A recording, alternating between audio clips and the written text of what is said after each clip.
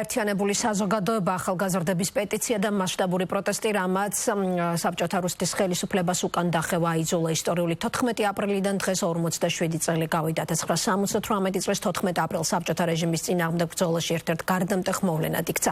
ქართული ენისთვის სახელმწიფო სტატუსის გაუქმების გეგმა სტუდენტობა და მთელი მოსახლეობა დაუპირისპირდა. პროტესტი თბილისის სახელმწიფო უნივერსიტეტის ფილოლოგიის ფაკულტეტიდან დაიწყო. რუსთაველის გამზირი მასშტაბურმა აქციებმა მოიცვა. შედეგად უმაღლესი საბჭოს სესიაზე გადაწყდა, რომ კონსტიტუციაში ცვლილებები აღარ შევიდოდა. წინააღმდეგობის შედეგად ქართული იდენტობის სიმბოლომ ქვეყნის უზენაეს კანონში სახელმწიფო ენის სტატუსი შეინარჩუნა. 14 აპრილი დედაენის დღედ არის გამოცხადებული. ისტორიული პროცესების ამსახველ უნიკალურ საარქივო მასალებს მაკა არჩევნიშვილმა გადახედა.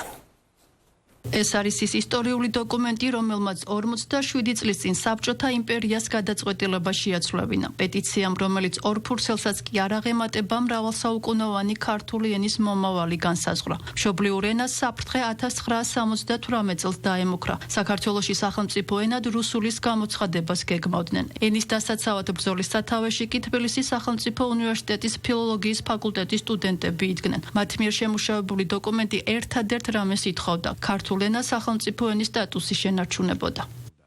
თავდაპირველად საბჭოთა კავშირის ხელმძღვანელობის გადაწყვეტილებას მხოლოდ 327 სტუდენტი დაუპირისპირდა. სწორედ ამდენი ადამიანის ხელმოწერას ინახავს ისტორიული პეტიცია, თუმცა თბილისის სახელმწიფო უნივერსიტეტში დაწყებული საპროტესტო მუხტი მალე მთელ ქალაქს მოედო. 10,000-ობით მოქალაქე საპროტესტო აქციას მთავრობის სახლთან მართავდა. ბრძოლამ შედეგი გამოიღო. კრემლმა გადაწყვეტილება შეცვალა. ზუსტად 47 წლის წინ ამ დღეს ედვარდ შევარდნაძემ უმაღლესი საბჭოს დარბაზში განაცხადა, რომ ქართული ენა სახელმწიფო ენის სტატუსს შეინარჩუნებდა. დავწოვოთ, შევინარჩუნოთ ფორმულირება, რომელიც ითვალისწინებს სახელმწიფო ენას ქართული ენის გამოცხადებას.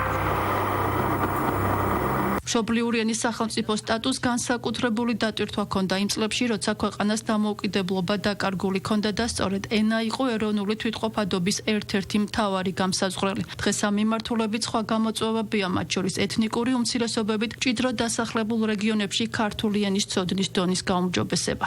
დღესდღეობით ჩვენს სომხურენოვან და აზერბაიჯანულენოვან მოსახლეობაში, განსაკუთრებით კი ახალგაზრდებში, დღითი დღე იზრდება სახელმწიფო ენის მცოდნეთა რაოდენობა და დონე, რაც ნამდვილად ჩვენი სახელმწიფო პოლიტიკის ფარგლებში გაწეული ძალისხმევის შედეგია.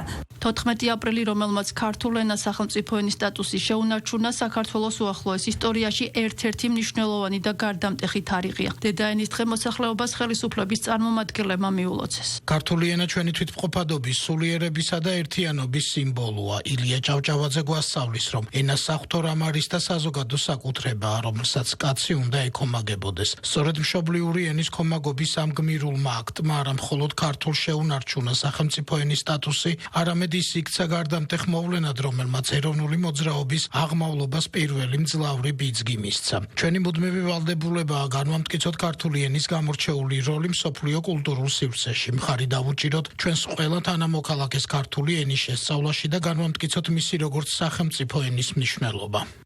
ზუსტად 47 წლის წინ რუსთაველის გამზირზე შეკრებილმა ათასობით ადამიანმა საკუთარი სიცოცხლის რისკის ფასად დაიცვა ქართული ენა.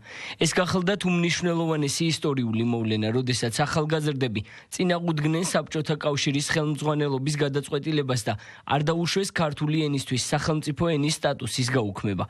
ჩვენ მადლიერებას გამოვხატავთ ამ უპრეცედენტო სამოქალაქო გმირობის ყველა მონაწილის მიმართ. ქართული ენის მიმართ დამოკიდებულება ჯერ კიდე ილია ჭავჭავაძემ გამოხატა, როდესაც ტრიადაში მამული ენა და სარწმუნოება მთავარ ქვაკუთხედად გამოკვეთა ჩვენი ეროვნული იდენტობისთვის. ამიტომ რა თქმა უნდა, ენა, დედაენა, ქართული ენა არის ჩვენი იდენტობის მთავარი გამსაზღვრელი. სწორედ ამიტომაც იყო, რომ 78 წელს ჩვენი მოსახლეობა შეეწინააღმდეგა ზუსტად ჩვენი იდენტობის წინააღმდეგ წასვლას.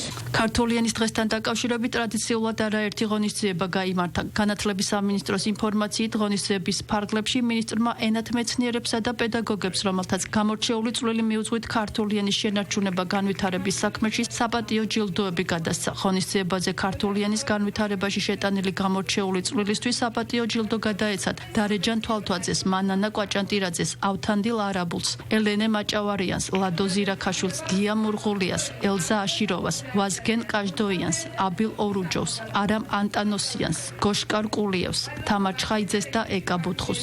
სურს ყველა ქართულს მიულოცო დღევანდელი დღე, ქართული ენის დღე, მართლაც უზარმაზარი დღესასწაულია თითოეული ჩვენთაგანისათვის. ქართული ენის დაცვის დღე, ეს არის ჩვენი იდენტობის დაცვა და ამ დღესთან დაკავშირებული ღონისძიება, მათ შორის დაჯილდოებული მასწავლებლები, მეცნიერები, კარგად გამოხატავენ ჩვენს დამოკიდებულებას ამ დღისადმი. დღეს განსაკუთრებული დღეა, ალბათ ყველა ქართველისთვის, მაგრამ ჩვენთვის, ფილოლოგებისთვის, განსაკუთრებით იმ თაობის ფილოლოგებისთვის, ვინც გარკვეულწილად ჩართული ვიყავით იმ პროცესებში, რის გამოც 14 აპრილი ქართული ენის დღეა დღეს. საქართველოში დედაენის დღე 1990 წლიდან აღინიშნება.